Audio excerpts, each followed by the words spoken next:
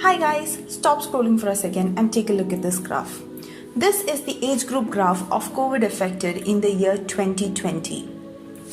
On the other hand, this is the age group graph of the COVID affected in the year 2021. So what difference do you see between this and this graph? Well, I think the difference is rather clear. While in the year 2020, more of the elder citizens whose age groups are ranging from 60s to 70 were being more affected by COVID, in the year 2021, more of the youngsters or people whose age groups are ranging from 25 to 45 are being more affected. So have you ever given a thought of what led to this change or what are the actual causes of this change? So through today's video, we're going to try to tackle that exact question. Why are more youngsters being affected by the second wave of COVID-19? Now, before we actually get started with today's video, I just want to put a disclaimer out there that all of the facts that are being mentioned in this video are all doctor or medical expert certified.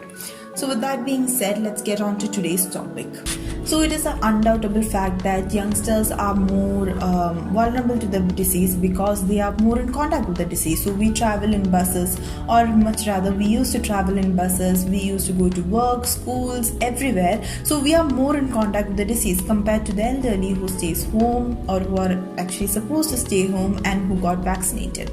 That can be one of the reasons why more people are affected by the second wave. But the second reason is people actually ignore. We as youngsters especially, we actually ignore our symptoms that are being shown by the body, or much rather we show carelessness towards our body. So imagine that a person is down with COVID. For the first week, he'll just take care of his body like he should, drink up water, all the antibiotics are taken, and he'll be testing again in the next week, right? So in the next week, when he actually tests negative, that person will put their body into their mundane work. So whatever work and stress that he was actually exposed to, he will go and do it again.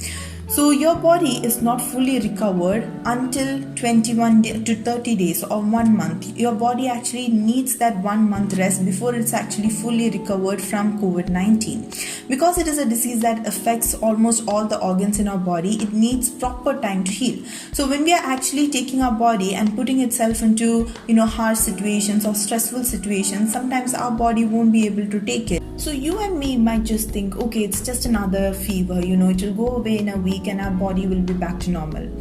See, we all are overconfident in our body's ability, but we actually never know what kind of disease or what our body might be ready to go through until and unless that situation might come to us, in which case it might be actually very late. So our bodies are actually very magical. It will show all the symptoms correctly if even the slightest thing goes wrong. But it's you and me who are very busy in our daily life that we actually neglect our body. So by this time, even the toddlers know the symptoms of COVID-19, lack of taste, lack of smell, breathlessness, high fever. These are all things that are accompanied by COVID-19. And in which case, if you have any of this, first of all, isolate yourself. Second of all, go test it immediately and then take the biotics or follow the recommendation of your doctor. But on the other hand, we also know that the situation is getting a little bit worse and out of control with the hospitals filling up. So what are the signs that your body will show when you actually need to get hospitalized, when you actually need professional medical assistance? So one of the main things that you should do if you're down with COVID-19 is always keep your oxygen rates checked.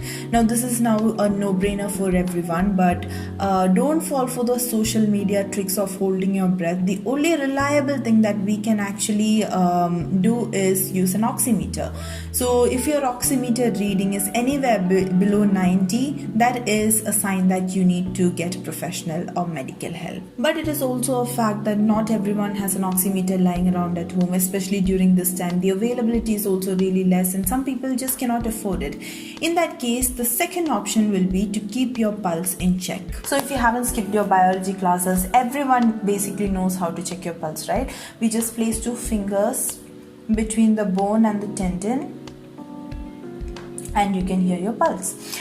It is recommended that if you have the patience for it, just check your pulse or count your pulse for 1 minute, and if your reading is anywhere above 125, so 120 is for normal and 125 for people with anxiety, or if you're down with COVID, if it is anywhere above 125, then that is also a sign that you should get medical help.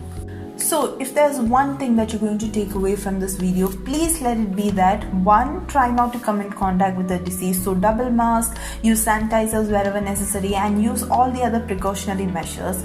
But 2, if you have contacted the deceased somehow, the only option that is actually really left with us is to help our body heal, to increase our immunity, just to feed good things into our body and taking care of yourself to the maximum. With all that being said, I am Devika Sajesh and you're watching Bangalore 24/7.